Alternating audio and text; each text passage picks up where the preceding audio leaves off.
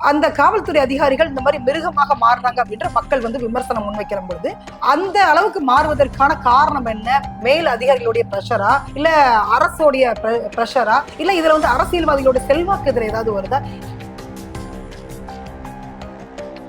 உண்மையிலே வெக்கப்படும். நாமெல்லாம் அவ்வளவு ஒரு மோசமான மனிதனை கொல்றவனுக்கு என்கவுண்டர் ஸ்பெஷலிஸ்ட் அப்படின்னு ஒரு பட்டம் கொடுத்து அதை கொண்டாடுகிற ஒரு அமைப்பா இந்த அரசு இருக்கு. நீங்க காவல் நிலையத்துக்கு போனா சாதாரண மக்கள் போனா உடனே வலிக்கு விழுந்துருவாங்க. காவல் நிலையத்துல சிசிடிவி கேமரா இருக்குதா? தைரியமா செய்ய முடியும். காவல்துறை நினைச்சா யார் வேணா அடிச்சு கொள்ள முடியும் அப்படின்ற ஒரு பயத்தை மக்கள் மத்தியில் உருவாக்குற மாதிரி தான். மருத்துவர்களும் பெரும்பகுதி குற்றவாளிகளை தான் நிக்கிறேன். ஏன்னா போலீஸ் போய் சொன்னாருன்னா அதை அப்படியே எழுதிக்குவாங்க, அவ்வளவு. விசாரணை கைதி, அப்படி விசாரணை கைதியாக உள்ள வரக்கூடியவர் எங்க வச்சு விசாரிங்க சார்? முறைப்படி காவல் நிலையத்தில் தான் வச்சு விசாரிக்கும். அப்ப ஏன் வெளியில கொண்டு போறாங்க?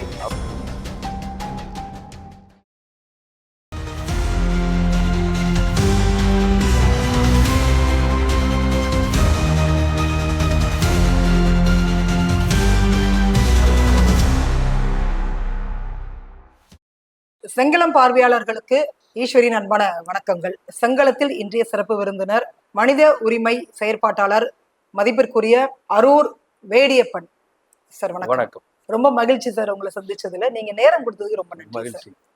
ஸோ எங்கிருந்து ஸ்டார்ட் பண்ணனே எனக்கு தெரியல. அந்த அளவுக்கு நாளுக்கு நாள் தொலைக்காட்சிகளை நம்ம பார்க்கவே முடியல. கொலை சம்பவங்கள்ல அரங்கேற்றம் நடந்துட்டு இருக்குது. இப்ப டிஎம்கே ஆட்சி வந்த பிறகு கடந்த 4 வருடத்துல 24 விசாரணை கைதிகளுடைய மரணம் நீங்க எப்படி பாக்குறீங்க சார்? கடைசியாக திருப்புவனம் அஜித்குமார்ல நிக்குது. தேசிய மனித உரிமையானம் கொடுக்கிற எண்ணிக்கை 31. ஓகே. இந்த காவல் மரணம்ன்றது பார்த்தோம்னா யாரெல்லாம் உங்களுக்கு, அதாவது யாரை வேணாலும் கொண்டு போய் அடிச்சு கொண்டு வர முடியும். ஏதாவது கொண்டு போயிட்டு எங்க உடலை போட்டுறது, ஏதாவது வேற கதை எழுதிட்டு போறது. இப்ப அஜித்குமார் வழக்குல கூட பாத்தீங்களா, அதுதான் தொடர்ச்சியா நடந்துட்டே இருக்கு. ஜெயராஜ் பெனிக்ஸ், அந்த சாத்தான்குளம், இது தொடர்ச்சியா இப்படிதான் போயிட்டு இருக்கு. தைரியமா செய்ய முடியும், காவல்துறை நினைச்சா யார் வேணா அடிச்சு கொள்ள முடியும் அப்படின்ற ஒரு பயத்தை மக்கள் மத்தியில் உருவாக்குற மாதிரி தான். தப்பு செய்யறவங்களும் நடவடிக்கை எடுக்கிறதுன்றது ஒரு பகுதி, அது யாரும் பெருசு. அது கூட அவங்களுக்கு சட்டப்படியான உரிமைகள் இருக்கு. எந்த அளவுக்கு என்னென்ன சட்ட வரையறைகள் இருக்கோ அதுக்குட்பட்டு தான் காவல்துறையினர் நடந்துக்கணும். அது தேசிய மனித உரிமையானம், உச்ச நீதிமன்றம், உயர்நீதிமன்றம் பல தீர்ப்புகள்ல உத்தரவுகள்ல சொல்லியிருக்காங்க. ஆனா அதை கண்டுக்கிறதே இல்லை. நீங்க காவல் நிலையத்துக்குன்னு போனா சாதாரண மக்கள் போனா உடனே வலிக்கு விழுந்துருவாங்க, மாவு கட்டு போடுவாங்க. ஆனா பெரிய அரசியல்வாதிகள் எவ்வளவு பெரிய தப்பு பண்ணாலும் அவங்க பக்கம் கூட போக மாட்டாங்க. எந்த அமைப்பும், காவல் அமைப்புகள், விசாரணை அமைப்புகள் யாருமே பக்கம் போக மாட்டாங்க. எளிய மக்கள் ஏதாவது ஒரு சின்ன தப்பு பண்ணிட்டாவே அங்க போயிட்டு அவங்களுக்கு இருக்கிற அழுத்தம், அந்த காவல்துறையில வேலை செய்யறவங்க அவங்களுக்கு இருக்கிற அழுத்தம், அவங்களுடைய நெருக்கடிகள், இதை பூரா இந்த அப்பாவி மக்கள் மேல காட்டுறது. அப்படிதான் பலரும் அடித்து கொல்லப்படுறது, காவல் மரணங்கள் ஏற்படுறது, அது உடல் ஊனமுற்று போறது, இப்படி தொடர்ச்சியா இது ஒரு வருத்தத்துக்குரிய செய்தி. அதாவது தமிழ்நாட்டுல இந்த 4 ஆண்டுகள்ன்றது ஒப்பிட்ட அளவுல பார்த்தோம்னா திமுக, அதிமுக அரசோட திமுக ஆட்சியில இது அதிகமா நடந்தது. அதுதான் நீதிமன்றமும் விமர்சனம் பண்ணிருக்காங்க. நீதிமன்றம் விமர்சிச்சிருக்காங்க. 24 சொல்லிட்டாங்க. இது உண்மையாக தேசிய மனித உரிமையானது கணக்கு 31. Human rights 31. தேசிய மனித உரிமை ஆணைய கணக்குப்படி 31. சார், முதல் கேள்வி என்ன, காவல் நிலையத்துல சிசிடிவி கேமரா இருக்குதா? சிசிடிவி கேமரா எல்லா காவல் நிலையங்களும் இருக்கும், இருக்குது. ஆனா வேலை செய்யாது.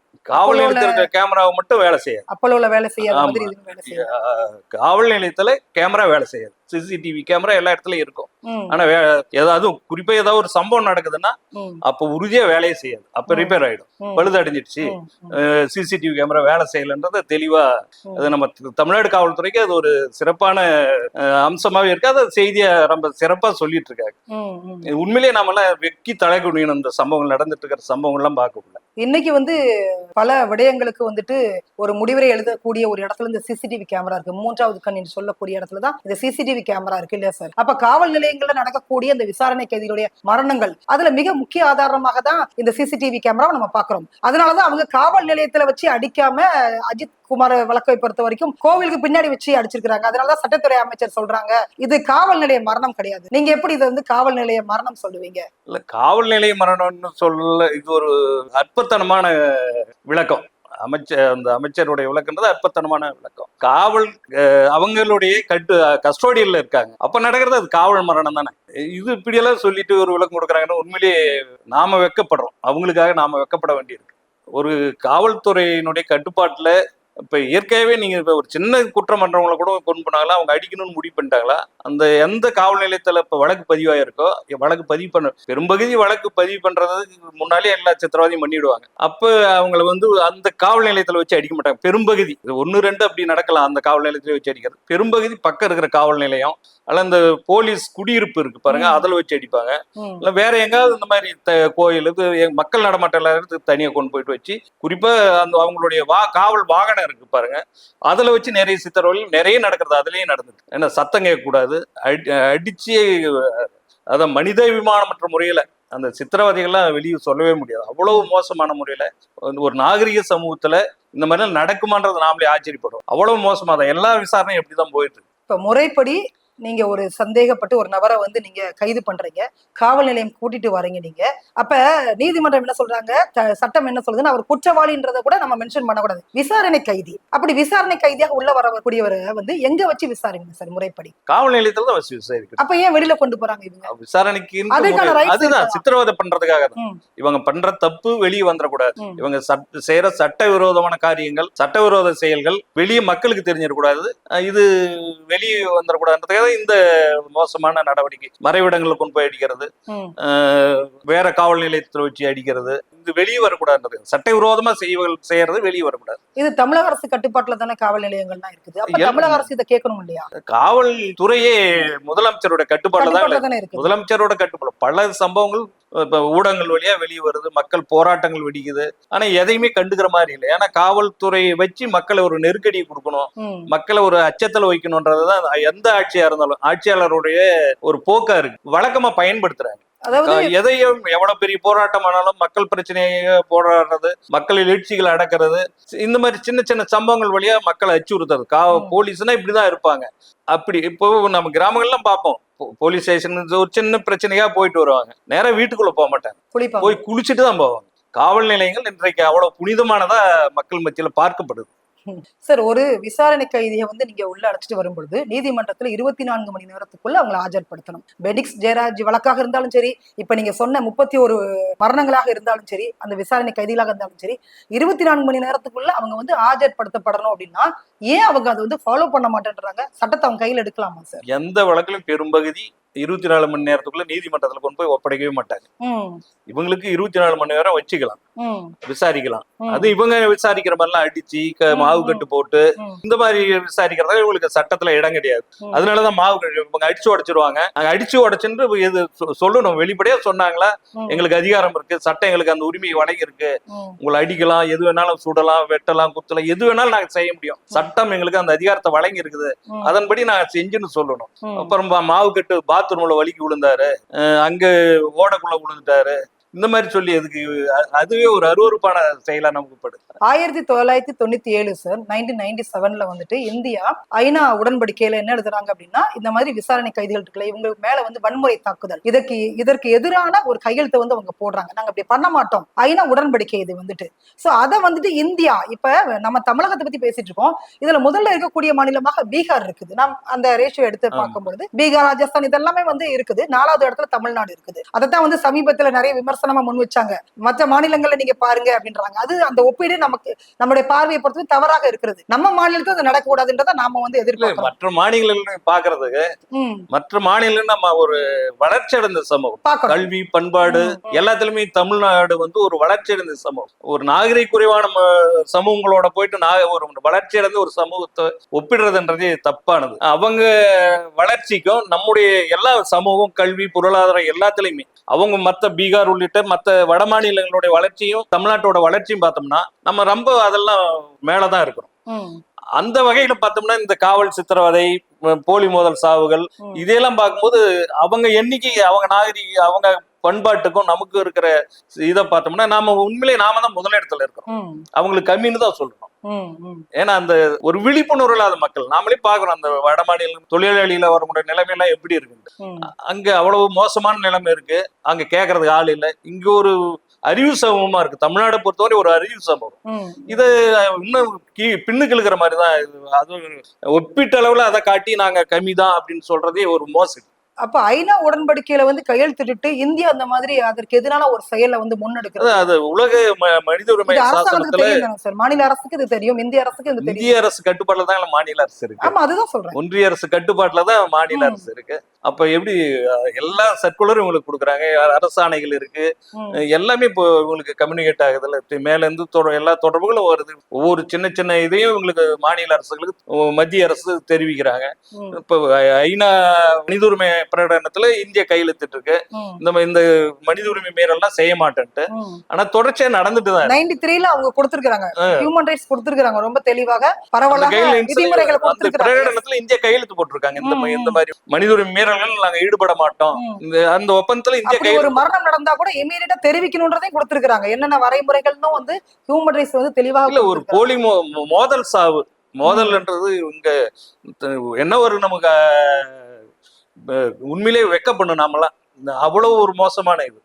மனிதனை கொல்றவனுக்கு என்கவுண்டர் ஸ்பெஷலிஸ்ட் அப்படின்னு ஒரு பட்டம் கொடுத்து அதை கொண்டாடுகிற ஒரு சமூகமா, ஒரு அமைப்பா இந்த அரசு. இப்ப வெள்ளைத்தோடன்னு ஒருத்தர் என்கவுண்டர் ஸ்பெஷலிஸ்ட்னே வச்சிருந்தாங்க, இசக்கி ராஜா. அவங்கள ஒரு கொலை பண்றவனு போய் யூனிஃபார்ம் போட்ட கொலையாளியும், அவ்வளவுதான். அப்ப தேசிய மனித உரிமை ஆணையம், உச்ச நீதிமன்றம் பல வரையறைகள் சொல்லியிருக்காங்க. ஒரு மோதல் சாவு இவங்க கணக்குப்படியே பார்த்தாலும் ஒரு மோதல் சாவு நடந்துச்சுன்னு சொன்னா அதை வந்து முதல்ல கொலை வழக்கா பதிவு பண்ணணும். கொலை வழக்கா பதிவு பண்ணி நீதிமன்றத்துல அவங்க குற்றவாளி இல்ல, அது மோதல் சாவு தான் நிரூபிக்கிற வரையும் அவங்களுக்கு அவார்டு கொடுக்கக்கூடாது, அதாவது எந்த பரிசும் கொடுக்கக்கூடாது, பாராட்டி பரிசு கொடுக்கக்கூடாது, அதுக்கு தொடர்பான பணி பதவி உயர்வு, இந்த மாதிரி சில விஷயங்கள்லாம் சொல்லியிருக்காங்க. இதெல்லாம் எதையுமே அரசு கடைபிடிக்கிறது இல்லை. ஒருத்தர் கொலை பண்றான், என்கவுண்டர் பேர்ல கொலை, அவனை பாராட்டுற ஒரு மனநிலையில தான் இன்றைக்கு நம்மளுடைய அரசும் அரசியல்வாதிகளும் அப்படி போயிடுச்சு. நீங்க இன்னொரு செய்தி இதுல பார்த்தோம்னா, ரொம்ப அதாவது காவல்துறை ரொம்ப வலிமை, மக்களுக்காக அப்படி குற்றவாளிகளும் ஒடுக்குற மாதிரி ஒரு தோற்றத்தை உருவாக்குறாங்க. ஒரு எவ்வளவு பெரிய குற்றவாளியா இருந்தா அவனை கைது பண்ணி வழக்கு பதிவு பண்ணி நீதிமன்றத்துல அவங்கள நிறுத்தி தண்டனை வாங்கி கொடுக்கணும். அதுதான் காவல்துறையோட பணி. ஆனா நீதித்துறையுடைய வேலையை பூரா இவங்களே எடுத்துட்டு தண்டனை வழங்குற அதிகாரமும் இவங்களே எடுத்துக்கிறாங்க. இந்த நீதி அமைப்பு முறையை கேள்விக்குள்ளாக்குற ஒரு செயல். ஆனா நீதித்துறையும், ஏன்னா இங்க இந்த மோதல் சாவுகள்ல பாத்தீங்கன்னா முதல் தகவல் அறிக்கை தாக்கல் பண்ண உடனே ஒரு ஜுடிஷியல் மேஜிஸ்ட்ரேட், குற்றவியல் நடுவர், அவருதான் விசாரிப்பாரு, அந்த வழக்கை விசாரிச்சு அறிக்கை கொடுப்பாரு. பெரும்பகுதி பாத்தீங்களா, நான் இதை நீதிபதிகளையோ குற்றவியல் நடுவர்களையோ விமர்சனம் பண்றதா இல்ல, நமக்கு தெரிஞ்சு நாங்க பல வழக்குகள்ல நீதிமன்றங்களை தினசரி பாக்குறதுனால சொல்றோம். அந்த கோர்ட் ஹெட்னு ஒருத்தர் போவார், ஒவ்வொரு போலீஸ் ஸ்டேஷன்ல இருந்து அந்த வழக்கு நடவடிக்கைகள் கவனிக்கிறதுக்கு ஒரு காவலர், தலைமை காவலரோ யாரோ ஒரு காவலரையும் நியமிச்சிருப்பார். அவருக்கு இருக்கிற நெருக்கத்தை நம்ம பார்க்கணும். ஏன்னா பல குற்றச்சாட்டுகள்ல நம்ம புதுசா சொல்ல. இந்த கோயம்புத்தூர் பக்கம் ஒரு நீதித்துறை நடுவர், அந்த பெண் பணியாளர் வந்து ஒரு உள்ளாடையெல்லாம் துவைச்சு போடலாம், அவர் எப்படி நடத்தினாங்க, அவங்க அந்த அம்மாவை சஸ்பெண்ட்லாம் பண்ணாங்க. பெரிய பிரச்சனையெல்லாம் மாறினது தமிழ்நாட்டுல. அந்த அளவுக்கு தான் இந்த நீதித்துறை நடுவர்கள்லாம் போலீஸ் அனுசரிச்சு. ஏன்னா ஞாயிற்றுக்கிழமை கறி வாங்கின்னு வரவன் அவங்க வீட்டுக்கு ஜீப் எடுத்துன்னு போனோம், அவரு ஐயா என்ன போனார்னா இந்த மாதிரி காவல்துறை அனுசரிச்சு. அந்த ஏறத்தாழ உயர் நீதிமன்ற அளவுல ஒரு முதன்மை நீதிமன்றங்கள் இருக்கு, மாவட்ட முதன்மை நீதிமன்றங்கள், அந்த அளவுல இருக்கிற நீதிபதிகள் ஓரளவுக்கு நெருக்கடி இல்லாம போயிட்டு இருப்பாங்க. இந்த கீழ்நிலையில இருக்கிற ஜுடிஷியல் மேஜிஸ்ட்ரேட் இப்ப இந்த விசாரணை எல்லாம் அவங்க தான் செய்யறாங்க. அப்ப அவங்களுடைய விசாரணைன்றது எந்த அளவுக்கு நேர்மையா இருக்குன்றத நாமளே கொஞ்சம் யோசிக்கணும். பட் இப்ப நடைமுறையில பார்க்கும்பொழுது சமீப காலங்களாக வந்து மாவட்ட நீதிமன்றங்கள் கொடுக்கக்கூடிய தீர்ப்புகள்லாம் வரவேற்கக்கூடிய மாவட்ட நீதிமன்றங்கள் அவங்களுக்கு ஓரளவுக்கு சுதந்திரமான இது இருக்கு. இங்க பாத்தீங்களா, கீழே குற்றவியல் நடுவர் வரையும் ஒரு பெரிய அளவுக்கான அவங்களுக்கு அதுலயும் பெரும்பகுதி நல்லாதான் இருக்காங்க. இந்த மாதிரி வழக்குகள்ல சிக்கும் போது அவங்க காவல்துறையினர் காப்பாற்ற வேலையை தான் பெரும்பகுதி செய்யறாங்க. நீங்க சொன்னீங்க பாத்ரூம்ல வலிக்கொள்ற விடயங்களை வந்து நீங்க சொன்னீங்க, விசாரணை கைதியை உள்ள கூட்டு போறாங்க, லத்தி எடுப்பதற்கான அதிகாரம் அவங்களுக்கு இருக்குதா சார்? அந்த விசாரணை அப்படின்றது வந்து ஆயுதங்களை பயன்படுத்தலாமா பயன்படுத்தக்கூடாதா? விசாரணையில எந்த விசாரணை அடிச்சு கேட்கணும்ட்டாலும் எந்த இடத்து அது சட்டவிரோதமானதுதான். அவங்க மேல அடிச்சாங்களா அவங்க மேல வழக்கு பதிவு பண்ணலாம். எந்த இடத்துல அடிச்சு விசாரணை எந்த குற்றவாளியும் அடிக்கிறதுக்கு அவங்களுக்கு எந்த அதிகாரமும் உரிமையும் கிடையாது. அப்படி எந்த இதுலயும் அவங்களுக்கு சொல்லல. பாத்ரூம்ல வலிக்கு விழுறாங்க, இவங்க மாவு கட்டு போடுறாங்க, ஹாஸ்பிட்டல் போறாங்க, நமக்கு அந்த காட்சிகளை நம்ம பார்த்துட்டு இருக்கோம். அப்ப அங்க போன பிறகு இந்த காயம் எப்படி ஏற்பட்டது என்பது மருத்துவருக்கு தெரியுமா தெரியாதா? மருத்துவருக்கு தெரியும். அதுல போய் குற்றவாளி வந்து மருத்துவரும் வருவார் தானே? மருத்துவர்களும் பெரும்பகுதி குற்றவாளிகளா தான் நிக்கிறாங்க. ஏன்னா போலீஸ் போய் சொன்னாருன்னா அதை அப்படியே எழுதிக்குவாங்க, அவ்வளவுதான். அந்த அடிபட்டவர்கிட்ட எப்படி பாய்ச்சு, என்ன எப்படி நடந்துச்சு, அதெல்லாம் கேட்க மாட்டாங்க. ஒவ்வொரு இந்த குற்றஞ்சாட்டப்பட்டவர்கள் கைது செய்து நீதிமன்றத்துல போய் குற்றவியல் நடுவர் முன்னாலதான் நிறுத்துவாங்க. அவரு தான் ரிமாண்ட் கொடுப்பாரு, நீதிமன்ற காவலுக்கு அவரு தான் அனுப்புவார். அவர் அப்ப ஒவ்வொரு குற்றஞ்சாட்டப்பட்டவரும் பாதிக்கப்பட்டவர் கைதாகி வரும்போது அவர்கிட்ட ஒரு கேள்வி கேட்டே ஆகணும். அவரு மிரட்டுறாங்களா, உங்களுக்கு ஏதாவது துன்புறுத்தல் இருந்ததா, அடிச்சாங்களா, அப்ப காயம் ஆகியிருக்கிறது, இது எல்லாமே அவர் பதிவு பண்ணும். ஆனா இதுவரை எந்த நீதித்துறை நடுவர்களும் போய் நிறுத்தினவங்க அந்த குற்றஞ்சாட்டப்பட்ட கைது செய்யப்பட்டவர்கள் இடத்துல ரிமாண்டுக்கு போறவங்க கிட்ட ஏதாவது உனக்கு துன்புறுத்தல் இருந்ததா, மிரட்டினாங்களா, அடிச்சாங்களா, இந்த எந்த கேள்வி கேட்டதை ரெக்கார்ட் பண்ணும். ஒவ்வொரு மேஜிஸ்ட்ரேட்டும் இதை ரெக்கார்ட் பண்ணும். ஆனா இதுவரை எந்த மேஜிஸ்ட்ரேட்டும் அது செஞ்சதா எனக்கு தெரியுது. நாங்களே பல வழக்குல போயிருக்கிறோம். சொன்னோம்னா சரி சரி தலையாட்டு போயிடுவாங்க, அது பதிவு பண்ண மாட்டாங்க. அப்ப காவல்துறைக்கு ஆதரவா தான் மருத்துவம், இவங்க மூணுமே ஒன்னாதான் இருக்கும். காவல்துறைக்கு ஏன்னா இன்னைக்கு முதலமைச்சரோட நேரடி கட்டுப்பாட்டுல இருக்கிற துறை காவல்துறை, வலிமையான அவங்களுக்கு அதிகாரத்தை கொடுத்துருக்காங்க. நாளைக்கு இவங்க அரசு துறையை சார்ந்த இந்த நீதித்துறையில இருக்கிறவரு, மருத்துவத்துறையில இருக்கு, இவங்க எல்லாருமே இவங்க போலீஸ் அனுசரிச்சு தான் போகணும், போலீஸ் சொல்றதை கேட்கணும். இதெல்லாம் எழுத்துப்பூர்வமா இல்லைனாலும் அவங்களுக்கு ஓரல வாய்மொழியா அவங்களுக்குள்ள ஒரு இது இருக்கு, அவங்களுக்கு ஒரு பரஸ்பரமான ஒரு இதுதான். அப்படியே நீதிமன்றத்துல அதுல விதிவிலக்கா சிலர் இருக்காங்க, நம்ம எல்லாரையும் அப்படி சொல்லிடுறோம். காவல்துறை நல்ல மனிதநேயம் உள்ள, சட்டத்தை மதிச்சு நடக்கக்கூடிய நல்ல காவல்துறை அதிகாரிகளும் இருக்கிறாங்க. நம்ம ஒட்டுமொத்தமா எல்லாத்தையும் சார் இன்னைக்கு பெரும்பகுதி இன்னைக்கு கேள்வி கேட்கிறாங்க, விமர்சனம் முன்வைக்கிறாங்க சார். நிறைய விடயங்கள் தொடர்ச்சியாக பார்க்கும் பொழுது, நீங்க இந்த வழக்கு எடுத்துக்கோங்களேன், CV சண்முகத்தோட வழக்கு 10 லட்சம் ரூபாய் அபராதம் போட்டாங்க இல்லையா, அதுல வந்து உங்களுடைய பிரச்சனையை வந்து உங்களுடைய அரசியல் களத்துல நீங்க தீர்த்துக்கோங்க, அதற்கான இடம் வந்து நீதிமன்றம் அல்ல, உங்களோட நேரத்தை வந்து நீங்க வந்து விரயம் பண்ணாதீங்க. அப்புறம் சமீபத்துல இந்த அபிராமி வழக்காக இருந்தாலும் சரி, நிறைய வழக்குகளை பார்க்கும் பொழுது மகிழா நீதிமன்றம் கொடுத்த அந்த வரவேற்பு, அந்த தீர்ப்பு என்பது நமக்கு வந்து நீதிபதிகள் மேல ஒரு ரெஸ்பான்ஸை உருவாக்கல. மக்களுக்கு நீங்க இறுதியா இருக்கிற நம்பிக்கையே நீதிமன்றம் தான். காவல்துறை மத்த எல்லா அநியாயங்களும், நமக்கு நடக்கிற கொடுமைகள், அநீதிகளை நீதிமன்றத்துல முறையிட்டா நமக்கு கடைசியா நீதிமன்றம் தான் நம்மளுக்கு இருக்கிற ஒரே இடம்ன்ற மாதிரிதான் மக்கள் எல்லாருமே நம்புறாங்க. அது பல நேரங்கள்ல அது உண்மையா இருக்கு. நல்ல நீதி தீர்ப்புகள்லாம் நிறைய நேரங்கள்ல வருது, மக்கள் வரவேற்கிற அளவுக்கு மக்களுக்கு பாதுகாப்பான தீர்ப்புகள்ல நிறைய வருது. அப்ப கேட்டீங்க அப்படின்னா, ஒரு செய்தி சமீபத்துல மதுவை ஊக்குவிக்கிற மாதிரியான விளம்பரங்கள் வந்து நீங்க ஏன் முன்னெடுக்கிறீங்க, மதுவை வந்து ஆதரிக்கிறதா, மது விற்பது தமிழக அரசின் வேலையா, இதை நீதிமன்றம் கேக்குது. இதெல்லாம் வரவேற்கக்கூடிய ஒரு விடயம். விஷயம் வரவேற்க வேண்டிய செய்திகள் தான். அந்த காவல்துறை அதிகாரிகள் இந்த மாதிரி மிருகமாக மாறுறாங்க அப்படின்ற மக்கள் வந்து விமர்சனம் முன்வைக்கிற பொழுது, அந்த அளவுக்கு மாறுவதற்கான காரணம் என்ன? மேல் அதிகாரிகளுடைய பிரஷரா, இல்ல அரசுடைய பிரஷரா, இல்ல இதுல வந்து அரசியல்வாதிகளுடைய செல்வாக்கு இதுல ஏதாவது வருதா? ஏன் இந்த மாதிரி ஒரு மூர்க்கத்தனமான ஒரு விடயத்தை வந்து அவங்க முன்னெடுக்கிறாங்க? இல்ல இதுல மரணம் வரைக்கும் ஏன் போகுது? நீங்க சொல்ற எல்லாமே இதுல அடங்கிருக்கு. குறிப்பா அவங்களுக்கு வந்து பணி நேரத்துல நேரங்காலம் இல்லாம வேலை செய்ய வேண்டியது, கூப்பிட்டா ஓடணும். ஒரு மன அழுத்தம் அவங்களுக்கு, காவல்துறையில இருக்கிறவங்களுக்கு மன அழுத்தம் இருக்கிறதுக்கான வாய்ப்புகள் அதிகம் இருக்கு. ஏன்னா நேரம், குறிப்பிட்ட நேரத்துலதான் அவங்க வேலை செய்யணும், 3 மணி நேரம் தான் வேலை, இல்ல வாரத்துல 3 நாள், இந்த மாதிரி ஒரு மத்த துறையில இருக்கிறவங்க மாதிரி அவங்களுக்கு இல்ல. அது இல்லாம மத்த அரசு துறையில இருக்கிறவங்களுக்கு கீழ்நிலை அலுவலக உதவியாளர் அவரை கூட மரியாதை நடத்துவாங்க, டே வாடானெல்லாம் கூப்பிட மாட்டாங்க. ஆனா காவல்துறையில பாத்தீங்கன்னா ஒரு படிநிலை சாதாரண காவலரா இருப்பாரு, அவருக்கு மேல இருக்கிற ஏட்டையா வந்து இவரை மரியாதை குறைவாதான் பேசுவார். அவரு ஏட்டையாவை SI உதவி காவலாய் அவரு விரட்டுவார், உதவி காவலாய் இவரு ஆய்வாளர் விரட்டுவார். ஒருத்தர் மேல அதிகாரம் எழுத்துறதுன்றது பாருங்க. அதுல இந்த யூனிஃபார்ம் சர்வீஸ், இந்த சீருடை பணியில வந்து ரொம்ப அதிகமா இருக்கும்.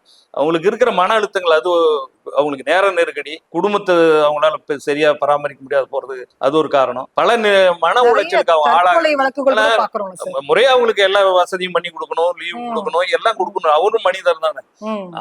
அந்த டிப்ரெஷன் அவங்களுக்கு வர்றதுக்கு ஒரு காரணம். மற்றவங்க எல்லாம் இப்ப IAS ஆபீஸ் எல்லாம் சங்கம் வச்சுக்கிறாங்க, கீழே DSP வரை இருக்கிறவங்க சங்கம் கிடையாது. அவங்க எல்லாம் அவங்க உரிமைகளை பாதுகாத்துக்கணும், அவங்களுக்கு தேவையான சலுகை எல்லாமே பெற்றுக்கிறது அவங்களுக்கு சங்கம் வேணும். ஆனா அவங்களுக்கு கீழே இருக்கிறவங்களுக்கு சங்கம். இவங்க ஒரு போராட்டம் முன்னெடுத்துட்டாங்கன்னா தமிழகம் என்ன ஆகும் சார்? இவங்க இப்ப தூய்மை பணியாளர்கள் போராட்டம் பண்ற மாதிரி காவல்துறையினர் வந்து வீதிக்கு வந்து உட்கார்ந்துட்டாங்கன்னா தமிழகத்துல அவங்க உரிமைக்காக வந்து போராட்டம் இல்ல, இந்த மாதிரி தப்புகள் நடக்கிறதுக்கு வாய்ப்பு எல்லாம் போகும். பட் வந்து இந்த மன அழுத்தம்ன்றது ஒரு காரணம், மன அழுத்தம், அரசியல் இன்ஃப்ளூயன்ஸ் இருக்கு, அரசியல் இன்ஃப்ளூயன்ஸ் இருக்குது, மேல் அதிகாரிகளோட பிரஷர் இதுல, ஆளுங்கட்சி மேல அதிகாரிகள், இது இந்த பிரஷர்லாம் இருக்கு. நாளைக்கு அவங்க சொல்லி கேட்டுதாங்க, வேற வழி இல்லை. விஷ்ணுபிரியாவுடைய தற்கொலை சம்பவம் நம்ம பார்த்தோம்ல சார். விஷ்ணுபுரி எல்லாம் நல்லாவே தெரிஞ்சது. அண்ணா யுவராஜனுக்கு போயிட்டு சரியில்ல, இன்னைக்கு அவரையும் கொண்டாடுற ஒரு மனநிலையும் இப்ப பாருங்க, ஒரு இப்ப பார்த்தோம்ல. சமூகத்துல இருக்கு. ஆமா ஆமா. அவரு பெரிய இவரா கொண்டாடுறது அது ஒரு மனநிலை இருக்கு. ஆனா ஒரு பக்கம் விஷ்ணுபிரியாவும் ஒரு நல்ல அதிகாரி, ஒரு பெண், அந்த அழுத்தம் ஆகாம தற்கொலை பண்ணி சாகிற அளவுக்கு ஆச்சு இல்லைங்க. இன்னைக்கு அவரு தண்டிக்கப்பட்டிருக்காரு. ஏன் இந்த விஷ்ணுபிரியாவோட மரணத்துல ஏதோ நடந்து அழுத்தங்கள் இருந்ததுன்றதுக்கு இதெல்லாம் உறுதிப்படுத்துற சம்பவம் தான். அப்போ வந்து காவல்துறையுடைய கரங்கள் வந்து கட்டப்பட்டதாக ஒரு வாசகம் உண்டு. சுதந்திரமா செயல்பட விடுங்க தமிழக அரசு. ஏன் இந்த மாதிரி பிரஷர் கொடுக்குறீங்கன்னா, சுதந்திரமா செயல்பட விட்டாங்கன்னா இப்பவே வந்து இந்த காவல்துறை மரணங்களை தடுக்க முடியல. சுதந்திரமா விட்டா என்ன ஆகும் சார்? இல்ல இப்ப சுதந்திரமா தாங்களா இருக்கிறாங்க. இப்போ சுதந்திரமா இப்பதான் சுதந்திரமா இருக்காங்க காவல்துறையில. இப்ப அவங்களுக்கு சுதந்திரம் இல்ல, நான் விஷ்ணுபிரியா மாதிரியான நேர்மையான அதிகாரிகள் இருக்காங்க இல்லையா, அவங்களுடைய தற்கொலை வழக்குகளை முன்னிட்டு நான் சொல்றேன். இல்ல இவங்களுக்கு தேவையான வசதிகளை செஞ்சு கொடுக்கணும். ஓய்வு நேரம், விடுப்பு, கவுன்சிலிங் தேவை, கவுன்சிலிங் இதெல்லாம் அவசியம் வேணும் சார். அதே நேரத்துல பாத்ரூம்ல வலிக்கு விடுறாங்க இல்லையா, அப்ப வந்து மக்களுடைய மனநிலை என்னவா இருக்குது? இந்த செய்தியை பார்க்கும் பொழுது இவங்க வந்து ரொம்ப ஹாப்பியா ஃபீல் பண்ணுவாங்க. பெரும்பகுதி பாத்தீங்களா பல வழக்குல அந்த மனநிலை நமக்கு வருது சார். காவல்துறை விசாரணை கூட்டின்னு போக நல்லா போவாங்க, நல்லா நடந்து போவாங்க. அவங்களை கோர்ட்ல கொண்டு போய் ரிமாண்டுக்கு கூட்டின்னு போகும்போது பெரும்பகுதி நொண்டிட்டு தான் போவாங்க, நடக்க முடியாம தான் போயிட்டு இருப்பாங்க. கைதாங்களா போற நிலைமை தான் இருக்கு. ஏன்னா இவங்களுக்கு இருக்கிற நெருக்கடியில் அந்த அழுத்தத்தை பூரா கிடைக்கிற மேல போட்டு சாத்த வேண்டியது. ஒருத்தர் கொண்டு போய் ஒரு சின்ன வழக்குல ஒரு செல்போன் எடுத்துட்டானோ உட்கார வச்சிருப்பாங்க. அந்த ஸ்டேஷன்ல இருக்கிற போலீஸ் தான் பெரும்பகுதி அவங்க அங்க யாரு கூட சண்டை போட்டுவான், இவனை வந்து 2 சாத்திட்டு போவான்.